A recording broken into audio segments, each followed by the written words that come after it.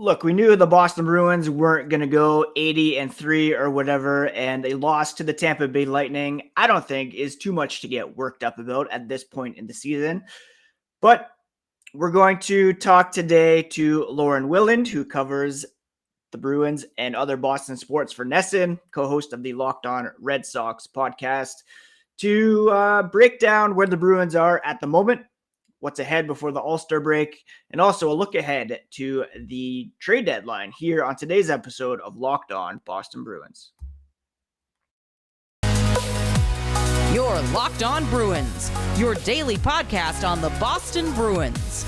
Part of the Locked On Podcast Network, your team every day.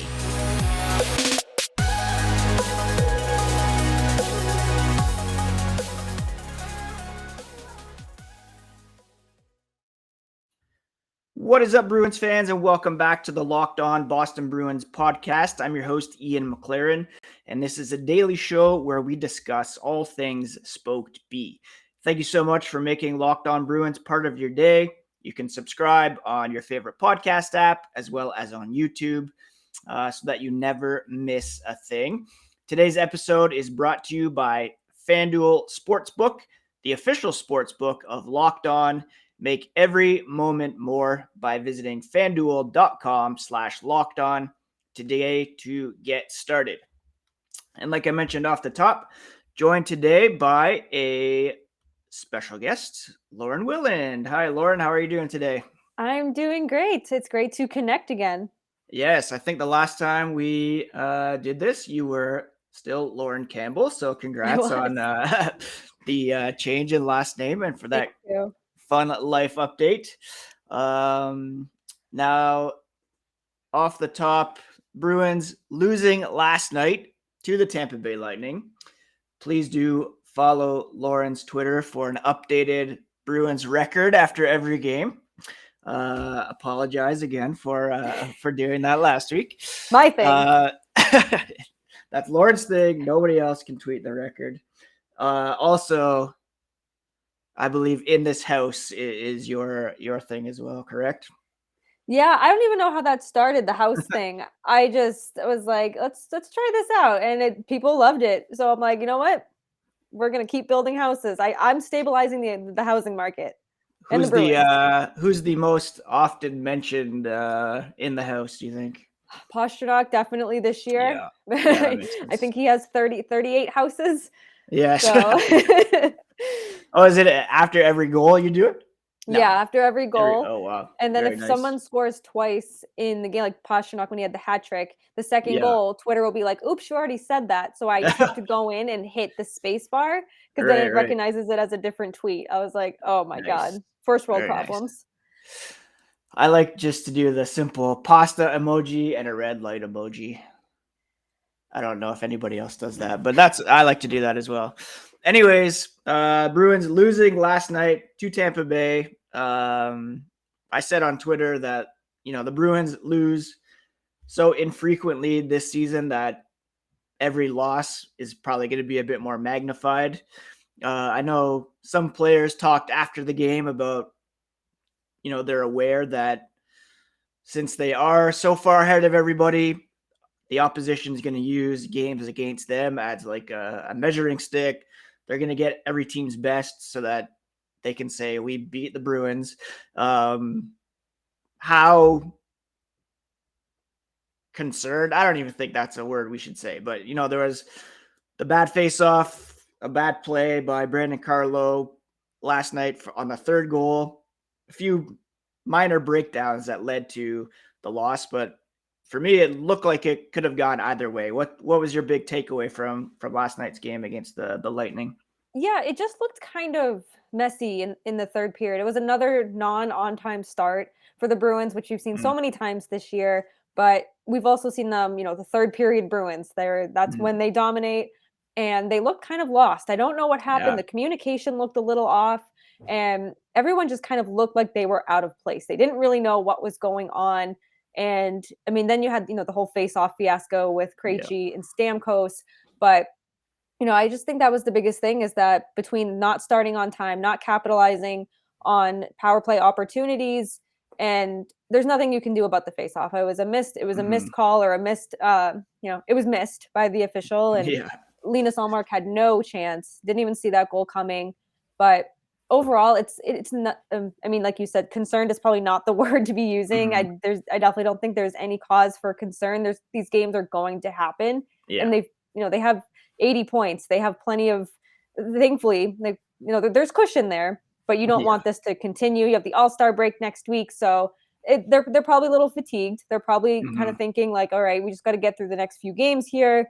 But it was very very uncharacteristic to see the third period Bruins lack the communication and chemistry. I think even on the broadcast last night, Brick was saying a couple times at some whistles that they were missing some details, things looked off, and then sure enough, they allowed that third goal there against Tampa. Still, I think, they're on track to have home ice advantage, which is huge. And for me, it seems as though they can stack up against any team in the NHL, and Tampa's as good as any team, despite the fact that they're still like 17 points back of the Bruins in the standings or something. Like, there's no cause for concern, I don't think. But they do have some pretty significant games coming up before the break. Florida, Carolina, and then Toronto, who we just learned that this morning will be without Austin Matthews, but perhaps wanting to avoid going into the break kind of on a losing 3 of 4 kind of swoon here. I suppose these games are still important, I would say. Would you agree with that? Oh, yeah. I think especially you want to go into the All-Star break strong on a high note, and especially against teams that you could see in the playoffs. So you want to make those statement wins, and you want to, make that, you want to get those wins in your record, even if you can get a point out of those games. I mean, obviously the goal is to win the game, but now that the Leafs will be without Austin Matthews, that is significant. That's not to be like, oh well, just another loss for the Leafs. Like, no, that's a significant loss, and that the Bruins, they play hard against these teams. And like you said, at the beginning, when teams are, they want to make that statement win because they know that it's the Boston Bruins. They're dominating the league, and maybe they do get their best from every team. And I think the Bruins know that going into every game. And especially, like I said, with the All-Star break coming, every team wants to get to the break at this point and get some extra rest, go be with their families. And the Bruins are no different. But I think that ending it on the road as well, ending on the road is never easy. But we just saw them on the West Coast, 6-point perfect road trip. Obviously, that's not going to happen this time around, but you can still take 3 out of 4 and still make a statement going into the All-Star break. But yeah, these are important games, and you want to bring your best every single night, even if you don't feel 100%. Yeah, I totally agree. And the Florida Panthers, reigning President's Trophy winners, currently on the outside looking into the playoffs. I want to kind of touch on the old President's Trophy curse here in a moment. But first, just a quick word about our new sponsor, which is FanDuel. And we're very excited here on the Locked On Network to be partnering with FanDuel. They're the number one sportsbook in America. And if you're new to FanDuel, even better, because they have so many great features that make betting on sports fun and easy. New customers can join today and get started with $150 in free bets guaranteed when you place your first $5 bet. Sign up at FanDuel.com/lockedon. They have all your favorite bets from money lines to point spreads, player props. Put some money down on Pasta winning the Maurice Richard Trophy, and you can combine your bets for a chance at a bigger payout with the same game parlay. NFL conference championships coming up as well, so put some money down on those at FanDuel.com/lockedon. Make every moment more with FanDuel, the official sportsbook partner of the NFL and Locked On. So I mentioned the President's Trophy curse. I've seen a lot of people talking on Twitter about how the Boston Bruins, they're on pace to have one of the, if not the best regular season in NHL history, potentially topping the 62 wins for the Red Wings and the 2019 Lightning. That team, of course, losing to the Columbus Blue Jackets in the first round. People talking about Boston peaking too early, maybe falling to the same fate. I kind of joked that they brought in Nick Foligno as insurance on how to avoid that. But what's your sense of the whole President's Trophy curse, not wanting to end up in first place overall?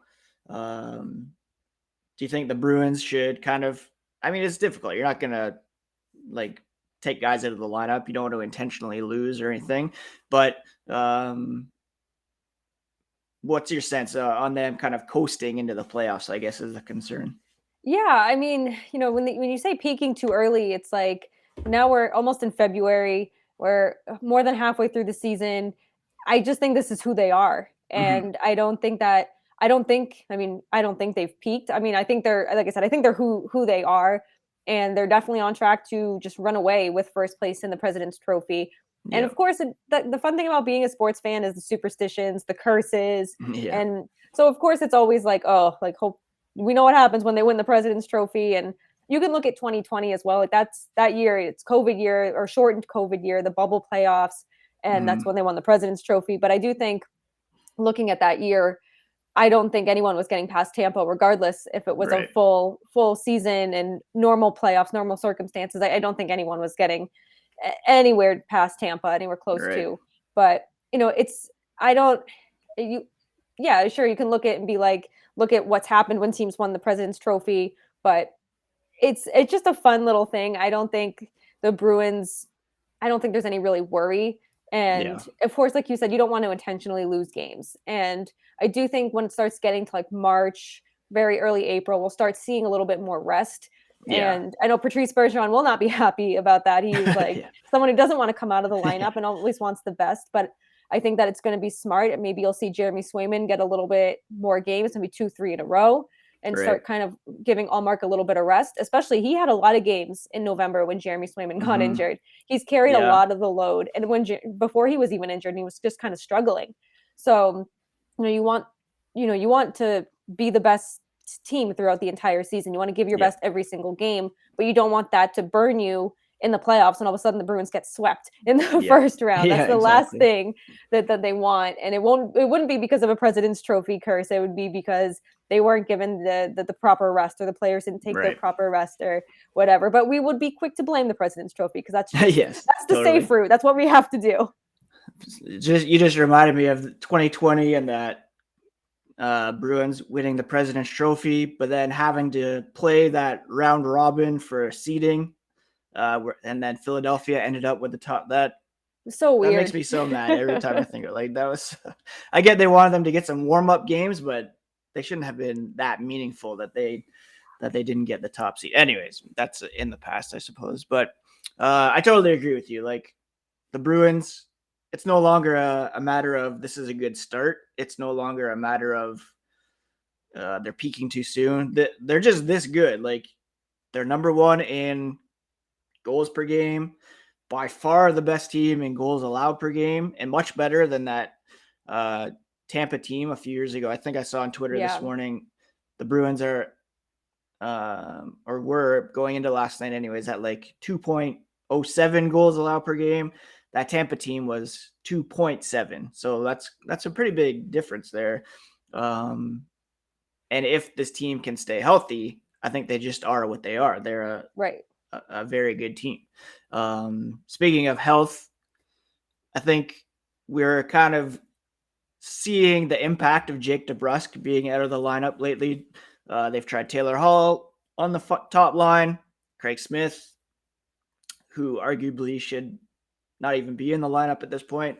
I've kind of said for a little bit that some people are kind of clamoring for the Bruins to make an impact move at the trade deadline to pick up like a Bo Horvat would be the dream, but like a Patrick Kane or something like that. For me, I think Jake DeBrusk is kind of that game breaking player that people are dying to add to this lineup. And we're seeing that in his absence. We're seeing it when he stepped up at the Winter Classic. What do you think the impact is of Jake DeBrusk on the lineup this season? And I mean, can they be even that much better when he comes back? Yeah, I mean, he's playing with a whole new confidence this year. He looks really, really good. And of course, you're always going to get the best when you're putting somebody with Patrice Bergeron and Brad Marchand. And we did see it with Craig Smith. We did see a little elevation in his game.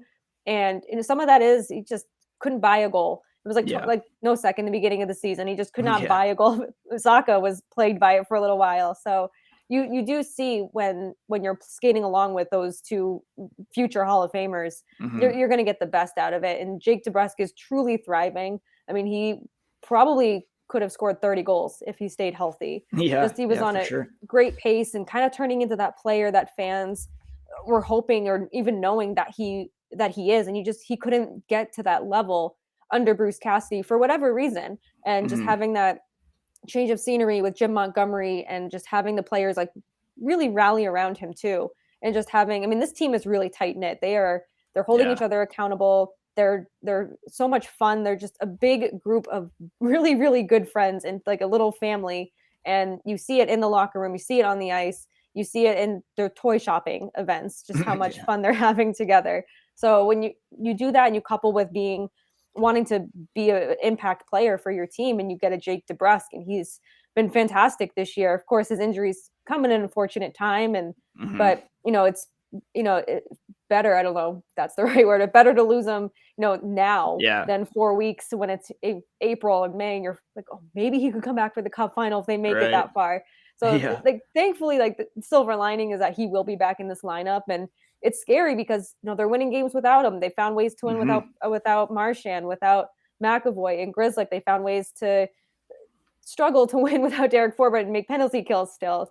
They're finding ways to win no matter who is or isn't in the lineup. And I think that's just what makes them so good. Like Jim Montgomery, they hear him. They want to play for him and they want to play for each other. And Jake DeBrusk is no different. And to think that he'll be back soon is exciting because this team is good and he makes this team better, which is something I don't know if we would have said last year or the year before. And now he's somebody that you're missing from this lineup.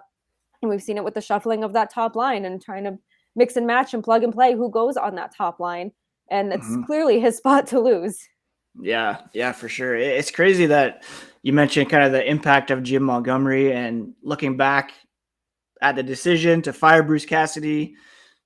You could still argue that wasn't warranted, that he didn't deserve to be fired that way. But you can't also deny the impact that Montgomery has had on the lineup and how it's worked out. It's kind of one of those, just crazy situations where Bruce Cassidy could and should very well still be the coach of the Bruins, but this small move seems to have really energize the players, and Montgomery's voice really seems to be connecting in different ways, I suppose. Do you have any thoughts on kind of his impact on the club and what he's meant to them? Yeah, I mean, the record speaks for itself. I think, and Montgomery had a lot of, question marks with this team coming in, and he just took it in stride. He knew that, he was talking to players before he got a chance to meet them face to face. And this is also, his second chance at an NHL head coaching job. And he's very open about that and the struggles he's faced since being fired from Dallas. So, he's taking this, very seriously. He wants to, be a solid head coach. And we knew that. We knew he was when he was with Dallas. And to come into a franchise like the Bruins, I don't think he was going to give anything less than 110%. And he has, that's exactly what he's done. And being able to listen to his players. I know, one of Krejci's gripes was he wanted to play with Pastrnak. And Cassidy was like, I can't break up this top line. Everyone wants to skate with Pastrnak. Everyone wants to, be able to skate with him. But I was like, I understood at that time because you don't break up that top line and what they were doing. But now, you see Krejci skating with Pastrnak. You see Montgomery switching the lines more than Cassidy ever has. You saw Pastrnak with Coyle on Thursday night. So it's funny how he can, he gives the players what they want, but he's also like, you're still going to play my way. And I do think that you're getting more out of players like Nick Foligno, Trent Frederick, even Connor Clifton. I mean, they've all done complete 180s from last year, especially Frederick. Like some of that is just Trent Frederick, maturing and realizing when to and not to take dumb penalties and getting in your own way. And Clifton's really starting to use his size and his body and really just starting to make really good plays, and everyone's getting in on the scoring fun. And it's a lot. There's still, I wish he would fix the pass happy Bruins. I don't know if anyone will ever fix that, but he's done such a tremendous job with this team. And you would never think, a new coach coming in with an injured team to start the season would have the start they did. And a lot of that, I think you see a lot of Nick Foligno taking a lot of initiative to be the vocal kind of leader, because Bergeron, everyone respects him. And he's very humble. He's very reserved. He's not someone who likes all the attention on him. He leads by example. Foligno's kind of that rah-rah guy. Who knows if he was able to kind of do that under Cassidy, if he wanted to be like, no, this is Bergeron's team. Everyone knows it's Bergeron's team. No one's going to get in the way of that. And Foligno's always been praised for the leadership he's brought to the Bruins. But maybe to be able to take a more active role gives him a bit more confidence, and maybe even being waived to start the season gives them a little boost. And Craig Smith was waived, and you seem to get, I don't know if it's it's Montgomery sending the same message to the Bruins, but in a better way, in a nicer way. I mean, not that Cassidy was mean by any means, but still has a little bit of that old school coach in him, and fantastic coach.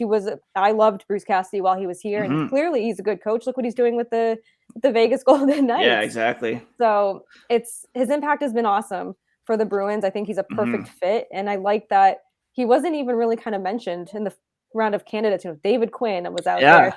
My pipe dream was Barry Trotz, but isn't that everyone's? Like Jim Montgomery, I was like, whoa, holy smokes! Like I love that the Bruins kept that kind of to themselves, and I was like, this guy's gonna be good. He's happy to be here, and he lets his players play and play their game, and I think that's really important. And it's been great for the Bruins this year.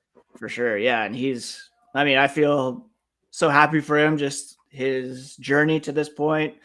Likely going to win the Jack Adams Trophy, and there's a good argument to be made for Don Sweeney winning the General Manager of the Year as well, based on all that he's done. That one, Mitchell Miller signing aside, of course, which probably came from above him. But still, a lot of people were wanting a change at the GM position. It's hard to argue with what he's done to improve the lineup, especially that Hampus Lindholm trade. Obviously a massive win for the Bruins. And as we look towards the trade deadline coming up in just over a month, I'm kind of in the camp that I don't know if you want to make a huge deal to sacrifice what little future that they have in the pipeline, and also disrupting the chemistry that they have. I'm kind of leaning towards that, but there's a Bo Horvat out there. There's lots of players who will be available. What's kind of your take on what the approach should be heading into the trade deadline for the Boston Bruins? Yeah, it's an interesting deadline because they don't need a big splash like they did last year with Lindholm. And I don't like to label anyone untouchable, because I do think everyone has a price, but I would not trade Fabian Lysell. I just think that there's just too much there. And I don't think, especially with, someone like Bo, I love the idea of him. What would it take to get him here? And then are we going to sign him? Exactly. Is there going to be an extension? And then you still have the David Pastrnak extension. So it's like you need to prioritize here. And my big thing is you need defensive depth, because last night, thankfully, Charlie McAvoy is okay. Yeah. But that could have been bad, and it could have been much worse. It looks like it was just got the wind knocked out of him, a little stinger there. But you have Zaboral, who unfortunately just hasn't been able to really find that groove before he tore his ACL. It's been really disappointing, but he's still a serviceable defenseman. But after him, you're looking down in Providence, and you're like, who's here? Who could come up? You think of the Black Aces for the playoffs. Like, what is going to happen there? So I would love to see a defensive depth move. one where, maybe you ship a Craig Smith out, even Chris Wagner, and he's just wasting away in Providence. And Yeah. cap casualty. I get it. That's not Mhm. his fault at all. But, or they have to clear cap space too, because you need to re-sign Pastrnak, and all the reports out there that that it's getting closer, that they're in talks every single day. Do you trade a Charlie Coyle to kind of relieve that cap space? Because Charlie Coyle's been fantastic, but Yeah, you're yeah, looking at yeah. that contract, and again, not his fault. I'm taking that contract too, but you wonder if they're going to move someone like a Coyle, like a Smith. Smith would probably be easier to move. He's not going to get you as much as a Coyle would, but you definitely need some defensive depth, because I think we've seen the forward depth, with Nosek out, with DeBrusk out, that they can get by. But are you going to be able to get by if what if Charlie McAvoy was out for the rest of the year? What if he destroyed that shoulder? He had surgery on his shoulder in the offseason. Everyone was thinking the worst when he went into the boards on Thursday. So, it makes you wonder. So I would love to see defensive depth move. Listen, this team is built for the playoffs right now. Yeah. And adding someone like Bo obviously would very much take that higher. But giving what you would give away, does that ruin the chemistry? Does that not make your team worse? But if it's not broke, don't fix it. And I just think a little bit of tweaking the defense, because there's not much there after what you have now. So I'd love that. I love big moves, but I just don't think this is the year for the Bruins to do that. Yeah, I guess Mike Riley's still kicking around in the AHL as well. Yeah, but that's a bummer. He doesn't seem too pleased these days to be down there, and I don't blame him. Would want to change of scenery. Yep. But yeah, it is pretty thin.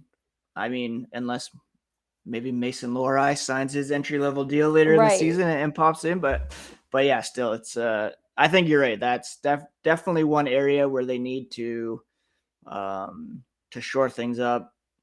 It would be great to add some scoring, to add something to the bottom six, I think, but the top six, when healthy, is I mean, if you have the luxury of having Taylor Hall on the third line, then you're doing all right, I think, for sure. Yeah, that's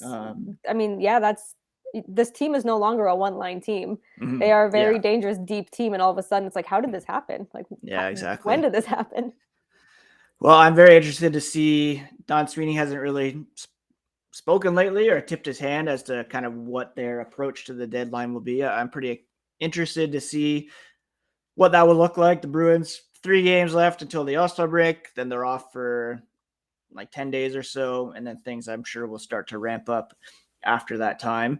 And I know baseball season's right around the corner as well. I know that you are probably maybe a little excited about the Red Sox coming back. Can you tell people where they will be able to find your Red Sox stuff coming up this season?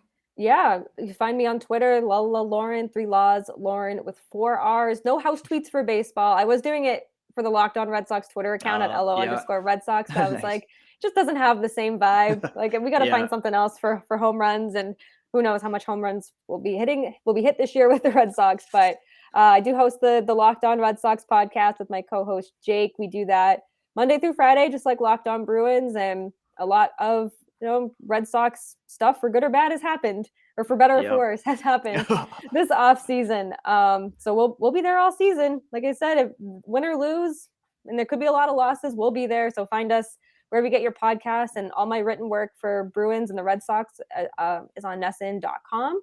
And I think that's it. Yeah, that's it. Very nice. Well, I know most Locked On Bruins fans would know that I'm in Ontario and therefore a Blue Jays supporter, so I won't be too upset if the Red Sox aren't as good this year, just because how difficult that division is most years. Yep, that's a tough division, and the Red Sox all of a sudden are at the bottom of it.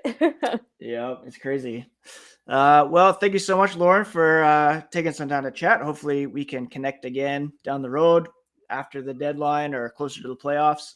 And thanks again for chatting. Have a great weekend. Yeah, you too. Go Bees. And thanks everybody for making Locked On Bruins part of your day. Please do subscribe on whatever podcast app you use. Go to the YouTube page as well. And I will be back on Monday to recap the weekend's action and get you caught up on all the latest with the Black and Gold here on the Locked On Podcast Network.